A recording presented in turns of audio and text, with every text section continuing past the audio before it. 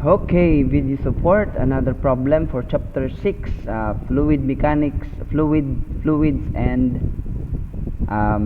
elasticity. So 5, we have problem 5, a uniform lead sphere. So that is a sphere. So we highlight sphere because it is a circle in 3D. Uniform lead sphere and a uniform aluminum sphere. So both are spheres have the same mass. What is the ratio of the radius of the aluminum sphere to the radius of the lead sphere? What is the ratio of the radius? So I think formula line niya. What is the ratio of the radius? May damang kita constant itong density. So usually makatikang kita density. Kaya may da kasi nira constant sa density, so that we can calculate the ratio. So the problem is ratio. Okay, so the problem is ratio. So what we're going to do, we plug first the density formula. Density is mass all over volume. Now density is constant, so check. So it imo radius diding apart. So this is how I solve it. I hope you develop your own pattern, because this is my pattern. Maybe you can develop a similar pattern of mine. So kung depende itong problem, may mga problem kasi nga mathematical, so kasi mag-solve. Kung pagkita ko diretso la substitution tikang la formula, tas makuang kala matweak kala gamay, you do it. Pero may mga problem kasi labinan mga magkore baga mathematical lahi actually. Kikitaon mo lang, intindihan mo lang talaga problem, kikitaon mo itong mga unknowns. Dani sa gagakit magunawan na, of course. So iniya, this is not a simple substitution because kailangan ni ma-breakdown into radius. So in terms of radius, the radius of a sphere, the volume of a sphere rather is 4 all over 3 pi r cube. So meaning, pwede ko ini valuean nga volume into 4 over 3 pi r cube.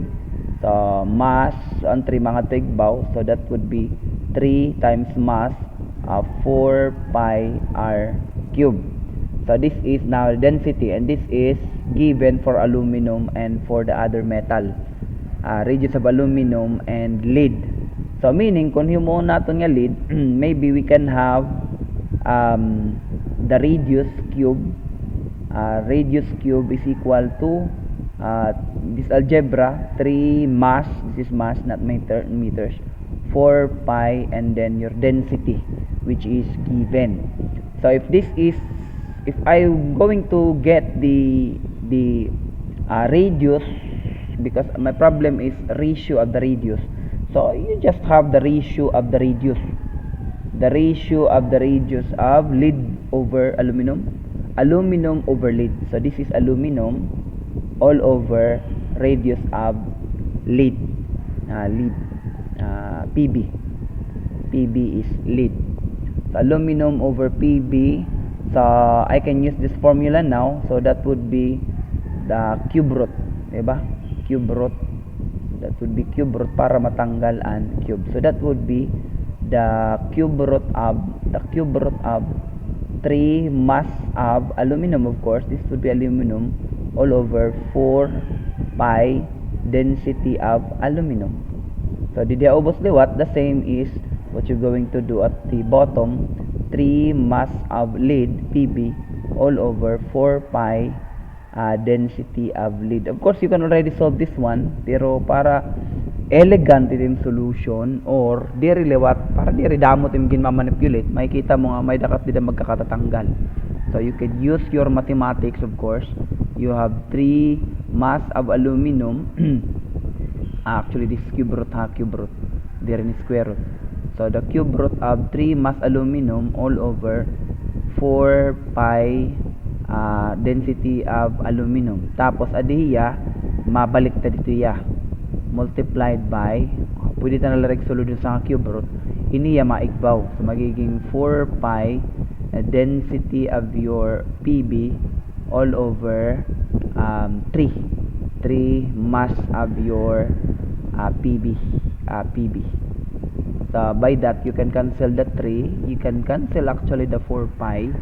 So what will remain is you'll have a mass.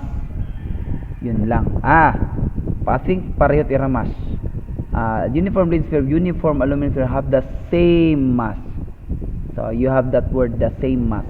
So meaning this MAL is equal to MPB. So makakancel mo gapin niya. Okay? So therefore you have actually the cube root of the density of PB all over the density of your aluminum in reverse order. So aluminum over PB pero yung density is nakabaliktad. Because nga your radius is inversely proportional with your density. So by that you could already have the cube root of, we get the value of PB over aluminum. PB is PB all over PB lead is 11.3 times 10 to the 3. 11.3 PB is 11.3 times 10 to the 3. Of course may unit ito ya, pero makakancel la. Aluminum is 2 point something, 2.7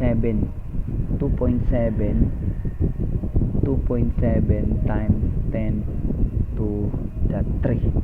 So 11.3 all over. So the cube root of 11.3 exponent 3 all over 2.7 exponent 3, and your answer would be 1.61. In three significant figures, that would be 1.61, the ratio of aluminum radius with respect to lead. Kung may kaduduha nga ball, ibig sabihin dako it imo aluminum 1.5 sobra 1.6. So kung may daka amon kadako, mga amon to kadako itong aluminum, and that is fair because aluminum is really magaan. So kung dako na nimo aluminum, pareho na tira ka bugat. Okay, I think that is already correct. Anyway, so thank you guys for listening.